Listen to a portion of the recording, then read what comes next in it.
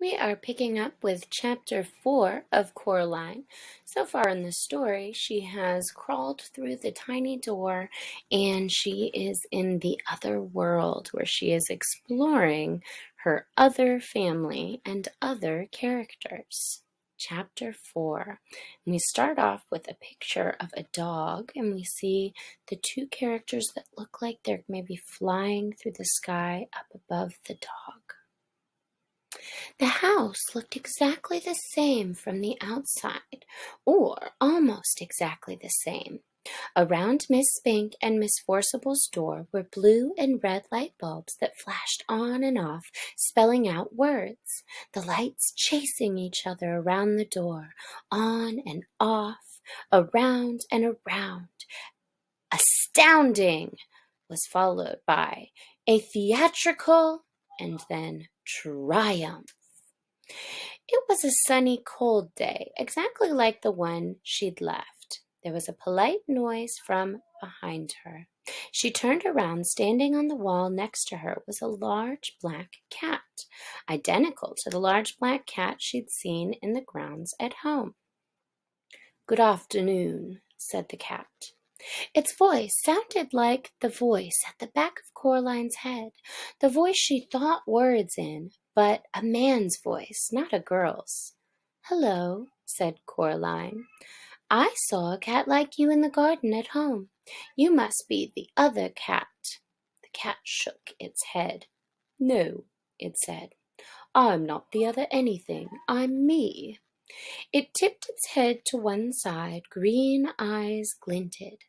"You people are spread all over the place. Cats, on the other hand, keep ourselves together, if you see what I mean."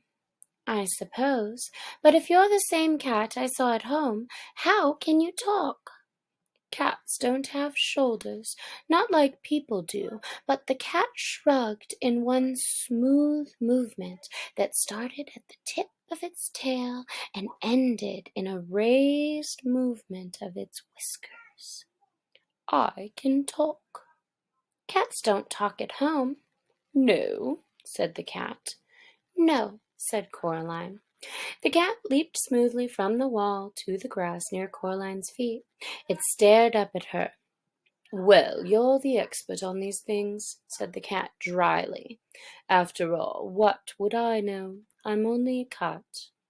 It began to walk away, head and tail held high and proud. "Come back," said Coraline. "Please, I'm sorry. I really am." The cat stopped walking, sat down, and began to wash itself thoughtfully, apparently unaware of Coraline's existence. We could be friends, you know," said Coraline. "We could be rare specimens of an exotic breed of African dancing elephants," said the cat. "But we're not. At least," it added cattily, after darting a brief look at Coraline, "I'm not." Coraline sighed. "Please, what's your name?" Coraline asked the cat. "Look, I'm Coraline, okay?" The cat yawned slowly, carefully revealing a mouth and tongue of astounding pinkness.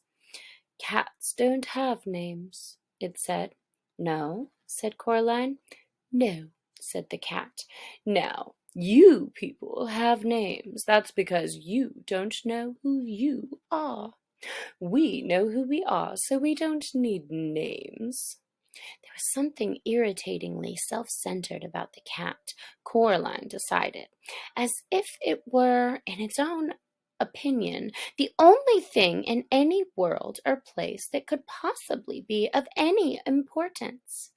Half of her wanted to be very rude to it. The other half of her wanted to be polite and deferential. The polite half won. "Please, what is this place?" The cat glanced around briefly. "It is here," said the cat. "I can see that. Well, how do you get here?" "Like you did. I walked," said the cat. "Like this." Coraline watched as the cat walked slowly across the lawn. It walked behind the tree, but didn't come out the other side. Coraline went over to the tree and looked behind it. The cat was gone. She walked back toward the house. There was another polite noise from behind her. It was the cat. "By the by," it said, "it was sensible of you to bring protection. I'd hang on to it if I were you." "Protection?" "That's what I said the cat. "And anyway," it paused and stared intently at something that wasn't there. Then it went down to the low crouch and moved slowly forward, 2 or 3 steps. It seemed to be stalking an invisible mouse. Abruptly it turned tail and dashed for the woods. It vanished among the trees. Coraline wondered what the cat had meant. She also wondered whether cats could all talk where she came from and just chose not to, or whether they could only talk when they were here, wherever here was. She walked down the brick steps to the Mrs. Spink and Forcible's front door. The blue and red lights flashed on and off. The door was open just slightly. She knocked on it, but her first knock made the door swing open, and Coraline went in. She was in a dark room that smelled of dust and velvet. The door swung shut behind her, and the room was black. Coraline edged forward onto a small anteroom. Her face brushed against something soft. It was cloth. She reached up her hand and pushed at the cloth. It parted. She soon blinking on the other side of the velvet curtains. She stood blinking on the other side of the velvet curtains in a poorly lit theater. Far away at the edge of the room was a high wooden stage, empty and bare, a dim spotlight shining onto it from high above. There were seats between Coraline and the stage, rows and rows of seats. She heard a shuffling noise, and a light came toward her, swinging from side to side. When it was closer, she saw the light was coming from a flashlight, being carried in the mouth of a large black Scotty dog, its muzzle gray with age. "Hello," said Coraline. The dog put the flashlight down on the floor and looked up at her. "Let's see your ticket," he said gruffly. "Ticket?" "That's what I said, ticket. I haven't got all day, you know. You can't watch the show without a ticket." Coraline sighed. "I don't have a ticket," she admitted. "Another one," said the dog gloomily. "Come in here. Bold as anything. Where's your ticket? I haven't got one. I don't know." It shook its head, then shrugged. "Come on, then." He picked up the flashlight in his mouth and trotted off into the dark. Coraline followed him. When he got near the front of the stage, he stopped and shone the flashlight onto an empty seat. Coraline sat down, and the dog wandered off. As her eyes got used to the darkness, she realized that the other inhabitants of the seats were also dogs. There was a sudden hissing noise from behind the stage. Coraline decided it was the sound of a scratchy old record being put onto the record player. The hissing became the noise of trumpets, and Miss Spink and Miss Forcible came onto the stage. Miss Spink was riding a one-wheeled bicycle and juggling bowls. Miss Forcible skipped behind her, holding a basket of flowers. She scattered the flower petals across the stage as she went. They reached the front of the stage, and Miss Spink leapt nimbly off the unicycle, and the 2 old women bowed low. All the dogs thumped their tails and barked enthusiastically. Coraline clapped politely. Then they unbuttoned their fluffy round coats and opened them. But their coats weren't all that opened. Their faces opened too, like empty shells, and out of the old, empty, fluffy, round bodies stepped two young women. They were thin and pale and quite pretty, and had black button eyes. The new Miss Spink was wearing green tights and high brown boots that went most of the way up her legs. The new Miss Forcible wore a white dress and had flowers in her long yellow hair. Coraline pressed back against her seat. Miss Spink went off the stage, and the noise of the trumpets squealed as the gramophone needle dug its way across the record and was pulled off. "This is my favorite bit," whispered the little dog in the seat next to her. The other Miss Forcible picked a knife out of the box on the corner of the stage. "Is this a dagger that I see before me?" she asked. "Yes, yes," shouted all the little dogs. "It is!" Miss Forcible curtsied, and all the dogs applauded again. Coraline didn't bother clapping this time. Miss Spink came back on. She slapped her thigh, and all the little dogs woofed. "And now," Miss Spink said, "Miriam and I proudly present a new and exciting appendium to our theatrical exposition. Do I see a volunteer?" The little dog next to Coraline nudged her with its front paw. "That's you," it hissed. Coraline stood up and walked up the steps to the stage. "Can I have a big round of applause for the young volunteer?" asked Miss Spink. The dogs woofed and squealed and thumped their tails on the velvet seats. "Coraline," said Miss Spink, "what's your name?" "Coraline," said Coraline. "And we don't know each other, do we?" Coraline looked at the thin young woman with black button eyes and shook her head slowly. "Now," said the other Miss Spink, "stand over here." She led Coraline over to a board by the side of the stage and put a balloon on top of Coraline's head. Miss Spink walked over to Miss Forcible. She blindfolded Miss Forcible's button eyes with a black scarf and put the knife into her hands. Then she turned her around 3 or 4 times and pointed her at Coraline. Coraline held her breath and squeezed her fingers into 2 tight fists. Miss Forcible threw the knife at the balloon. It popped loudly, and the knife stuck into the board just above Coraline's head and twanged there. Coraline breathed out.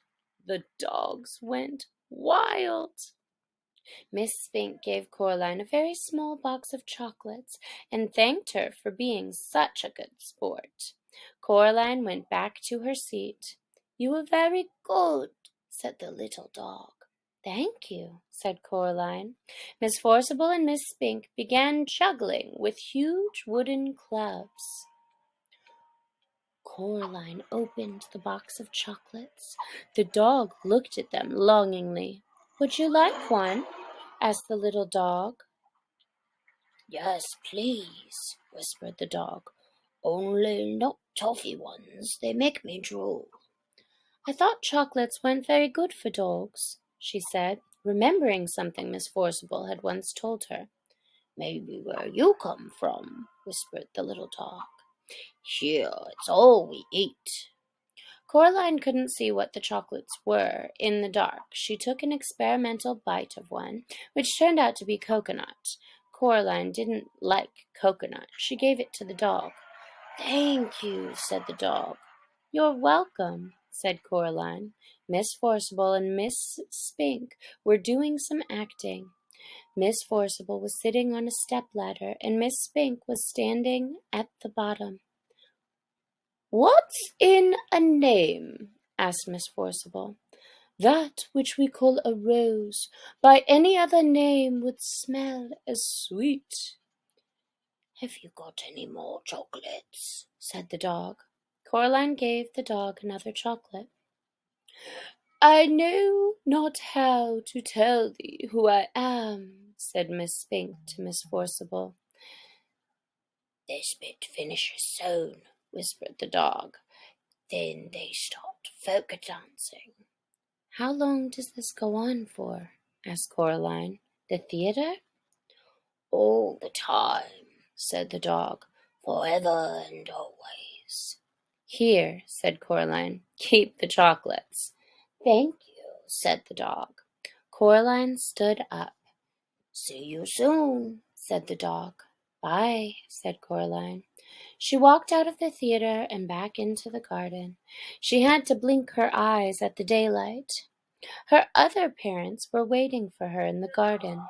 Standing side by side, they were smiling. "Did you have a nice time?" asked the other mother. "It was interesting," said Coraline. The three of them walked back up Coraline's other house together. Coraline's other mother stroked Coraline's hair with her long white fingers. Coraline shook her head. "Don't do that," said Coraline. Her other mother took her hand away. "So," said her other father, "do you like it here?" "I suppose," said Coraline. "It's much more interesting than at home." They went inside. "I'm glad you like it," said Coraline's mother, "because we'd like to think that this is your home. You can stay here forever and always, if you want to." Said Coraline. She put her hand in her pockets. Her hand touched the stone that the real Mrs. Spink and Forcible had given her the day before, the stone with the hole in it. "If you want to stay," said the other father, "there's only one little thing we'll have to do so you can stay here forever and always." They went into the kitchen. On the china plate in the kitchen table was a spool of black cotton and a long silver needle, and beside them 2 large black buttons. "I don't think so," said Coraline. "Oh, but we want you to," said her other mother. "We want you to stay, and it's just a little thing." "It won't hurt," said her other father. Coraline knew that when grown-ups told you something wouldn't hurt, it almost always did. She shook her head. Her other mother smiled brightly, and the hair on her head drifted like plants under the sea. "We only want what's best for you," she said. She put her hand on Coraline's shoulder. Coraline backed away. "I'm going now," said Coraline. She put her hands in her pockets. Her fingers closed around the stone with the hole in it. Her other mother's hand scuttled off Coraline's shoulder like a frightened spider. "If that's what you want," she said. "Yes," said Coraline. "We'll see you soon, though," said her other father, "when you come back." Said Coraline. "And then we'll be together as one big happy family," said the other mother. "Forever and always." Coraline backed away. She turned and hurried into the drawing room and pulled open the door in the corner. There was no brick wall there now, just darkness, a night-black underground darkness that seemed as if things in it might be moving. Coraline hesitated. She turned back. Her other mother and her other father were walking toward her, holding hands. They were looking at her with their black button eyes, or at least she thought they were looking at her. She couldn't be sure. Her other mother reached out her free hand beckoned gently with one white finger. Her pale lips mouthed, "Come back soon," although she said nothing aloud. Coraline took a deep breath and stepped into the darkness, where strange voices whispered, the distant winds howled. She became certain that there was something in the dark behind her, something very old and very slow. Her heart beat so hard and so loudly, she was scared it would burst out of her chest. She closed her eyes against the dark. Eventually, she bumped into something and opened her eyes, startled. She had bumped into an armchair in her drawing room. She opened the doorway behind her, and it was blocked by rough red bricks. She was home.